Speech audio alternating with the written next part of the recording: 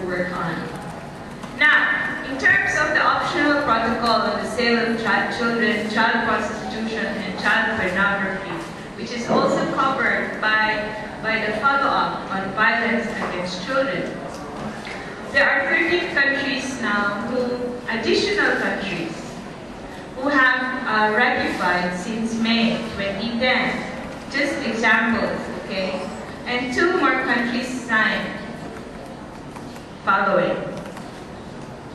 So what is this trying to tell us? More and more countries are now committing to protect children against sale, being sold, being trafficked, being prostituted, and being engaged in child pornography. And I hope that your country and our other countries in the ASEAN region are really doing the same. In our region, however, there are 11 more countries who need to sign and ratify this optional protocol. In ASEAN, I always ask, is your country one of them who have not signed or who have not ratified? Okay, Cambodia, have you? Have you ratified? Okay, great. Good that you know. Okay, violence in the community. Okay, what's happening? I should be done soon. Political unrest, election violence, drug and gun-related violence still happening. Is that true? Are there gang-related violence happening in your communities in Cambodia? So, this picture must change soon, okay? In some countries, children are 2 to 3 times more likely to be victims of crime than adults. So our communities are not safe.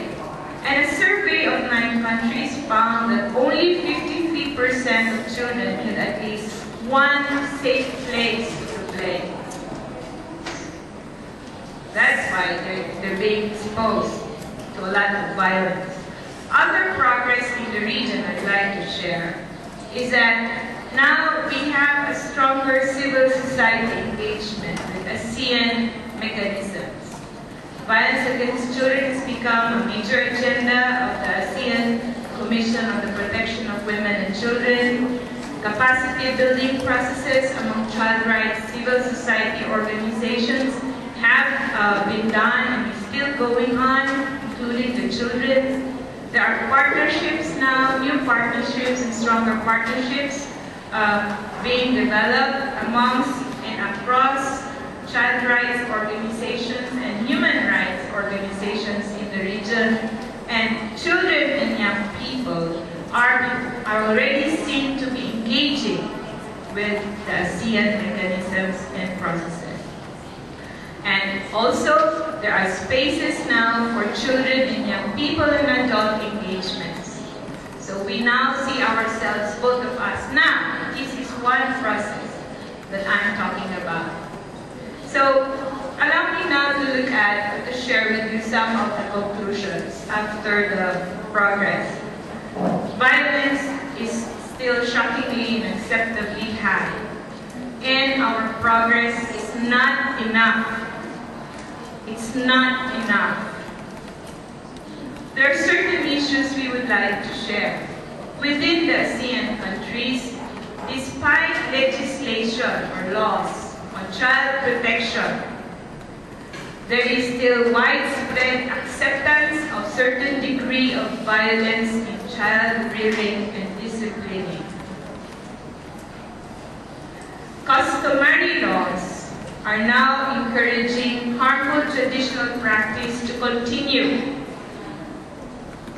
There is a lack of accessible and appropriate mechanisms for complaints and redress for victims of abuse and violence. And there is inadequate evidence-based information on the nature, extent, and causes of violence against children in the region. Furthermore, in countries and within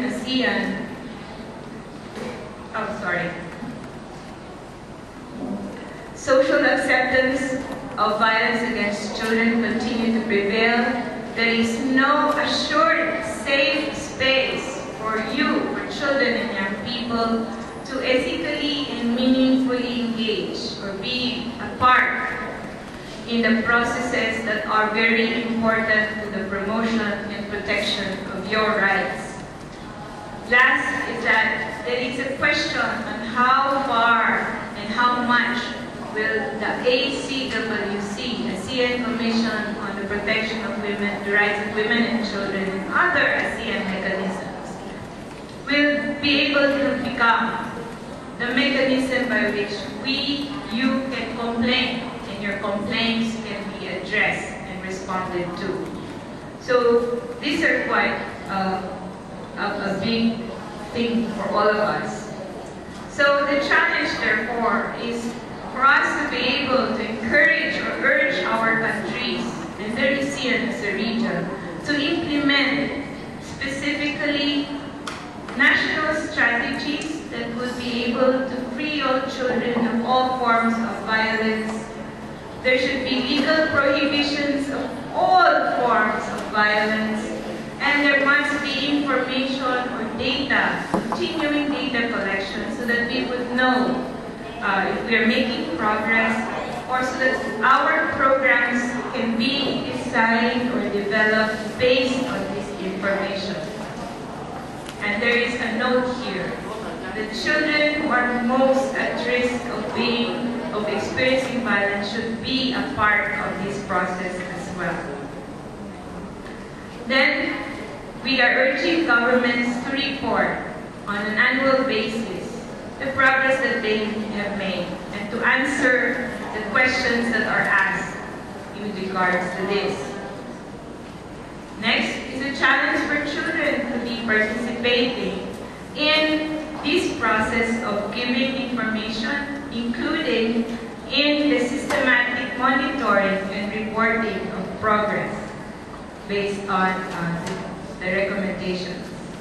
And second to the last is the challenge is us, you, children and young people, being able to access and make use of the Office of the Special Representative of Secretary General on Violence Against Children, Marta Santos Paris, to access her so that you would be able to provide information to her so that she would be able to also advise countries what is happening and what can be done. And lastly, is to support and help her continue work in her job.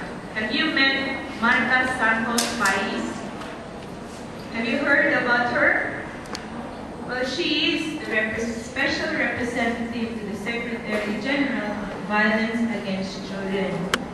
So she could be your step.